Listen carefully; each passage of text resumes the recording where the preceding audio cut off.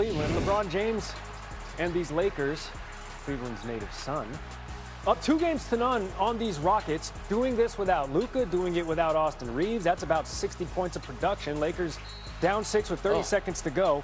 This is an interesting stat. Teams are 1-1,786 when trailing by 6 or more with 30 seconds to go in the playoffs. The Lakers are going to force our researchers to rewrite that stat. LeBron hits the triple. We are tied at 101.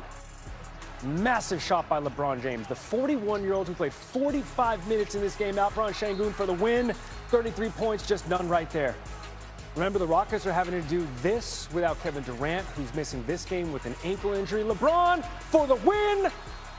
Oh, he had the distance. He had the line. It was just a touch off. Houston had a 97% chance to win that game according to our analytics with 30 seconds to go. Instead, we are in overtime. Marcus Smart had 8 points in the extra frame. Showing up. Rui Hachimura there, driving baseline.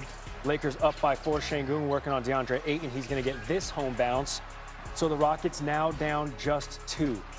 A minute to play. Same score. Sengun, oh, he was close. He was in his neighborhood. He was in his kitchen. But look at LeBron, the veteran, who spent more than half of his living life in the NBA. The heady play, 29 points offensively. But that turnover right there giving the Lakers a 3-0 series advantage.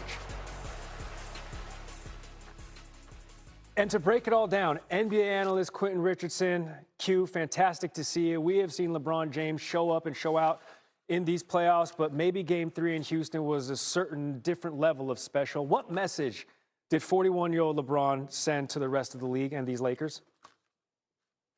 I mean, like he's been doing this whole season, he's showing that he's still a top-tier player and still one of the top talents and can get it done and can lead a team. I mean, he's 41 years old and he's beating 20-year-olds to the 50-50 balls on the floor, out-scrapping them, throwing lobs to his son, for God's sakes.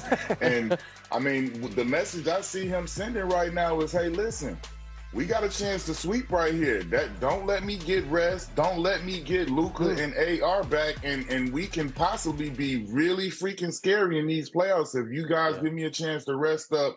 If we could sweep Houston and then they could get to that next series and get Luka and AR, I don't know what might happen out in LA. They were sizable underdogs coming into this series. They really were. And back east, meanwhile, hey, we didn't even know if we would have Jason Tatum this season at all. And here he is, Q. He's putting up 25 points. He's playing 42 minutes in this series, giving Boston a 2-1 series lead. How do we put it into perspective? How do you define what Jason Tatum's doing right now? I literally don't, guys. I don't know how I was thinking about it when I'm watching. I was talking to some of my peers that's played in the league, guys that's had injuries and stuff, and it's like you don't expect the guy to come back and to be this good, this fast. We all, like all of us was giving them like, yeah, he can come back. We expect him to, go out there and just ease his way back. We didn't even put a points on it, how many he would score. And for him to be out here doing these things and looking like he's in mid-season form, like he's been playing all season long, this is just unbelievable. And it speaks to the level of commitment that he put into his training and how hard he worked to get back. Because to be this far ahead of schedule is insane to me. I've never seen it. Randy's already calling Lakers Celtics NBA Finals. I said, not. whoa, Randy, slow it down. Slow it down. A lot of playoffs left, and that's maybe a good thing.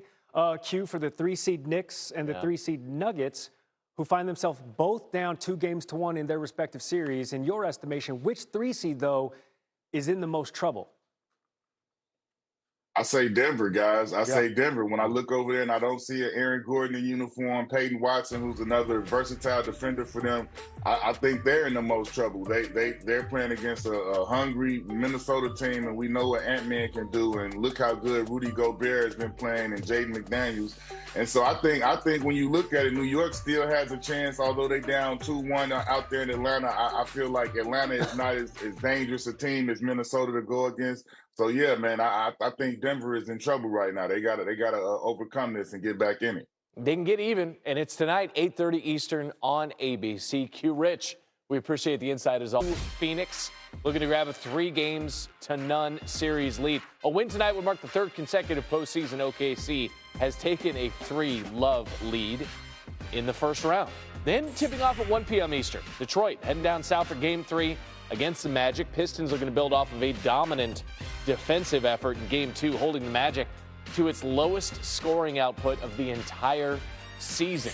8:30 Eastern, Nuggets looking to even up their series against the Timberwolves, avoid their first 3-game losing streak in the playoffs since 2022. Ant-Man has been outstanding for Minnesota. And then there's arguably the most electric against Atlanta after a Game 3 heartbreaker fueled by that clutch shot from the Hawks, C.J. McCollum.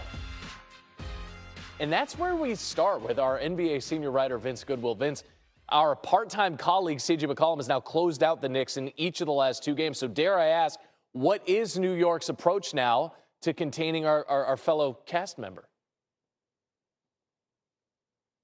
Well, you got to see a little bit of it in Game 3 when the Knicks put Josh Hart on C.J. McCollum for a period of time, and it kind of slowed him down, except on that last possession where Miles McBride was guarding C.J. McCollum for that last bucket. And that is a change that the Knicks are considering, is pulling Mikal Bridges, who only played 5 minutes in the second half, and on the spot duty, he's minus 26, maybe pulling him for Miles McBride to start Game 4. The Knicks know they cannot afford another slow start in Atlanta. Mike Brown said it's going to be a game-time decision. He would not tip his hand, but clearly benching Mikal Bridges and putting Miles McBride in is an option. Both conferences, meanwhile, East and West, are awaiting the return of stars, a combined 14-plus feet of human being. Let's start in Philadelphia. What's the latest you're hearing on Joel Embiid?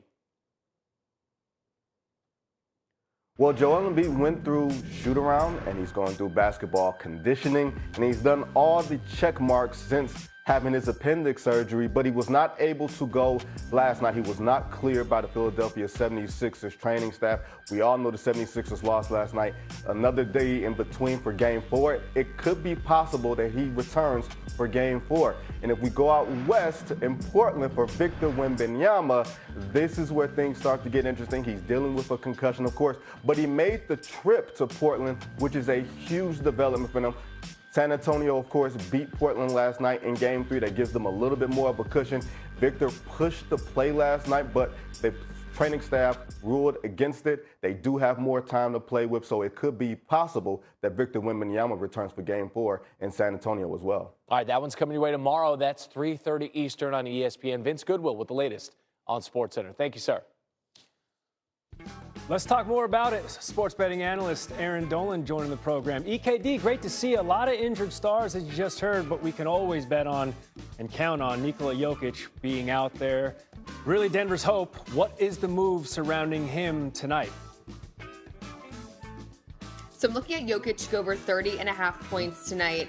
And this points prop continues to increase each game, despite him hitting under his points prop in every game during the series. But eventually, things are going to turn around for him. He's only averaging 25 points per game through this series. But again, a guy like Jokic, to me, feels like he's due for a big scoring night. We know that once in a while, he can drop 40 or plus points. So I just think knowing that Minnesota is up 2-1 in this series, Jokic is going to have a big game. And considering this prop continues to increase, of course, the books feel he's due as well. It's going to be Jokic over 30.5 points. 27 points in Denver's Game 3 loss to those Timberwolves. Who else, EKD, do you like to go over their point total today?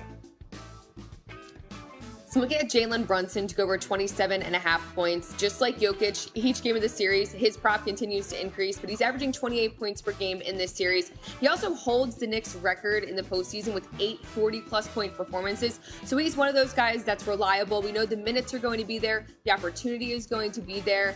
And again, they don't want to go down more games, so I do think if they're going to win this game, Jalen Brunson is going to have a big game, so I like him over his points prop of 27.5. An off output in this last game. 0 for 5 from 3 turnovers. Let's stay on the threes. Who from OKC could leave us saying OMG from 3, Aaron?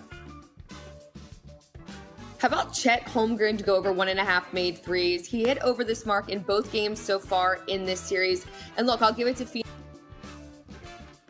They're a very good team of defending the three. They're holding opponents to 35% shooting from beyond the arc, but when it comes down to playing against OKC, that jumps to 40%. We also know that Jalen Williams is going to be out, so there should be opportunity for a guy like Chet, who's gone 5 for 12 already from beyond the arc. So I do like him to go over 1.5 made threes tonight. Thunder up 2-0 in that series against the Suns. Check out DraftKings Sportsbooks and get going. Aaron, great to see you. Thanks. All right,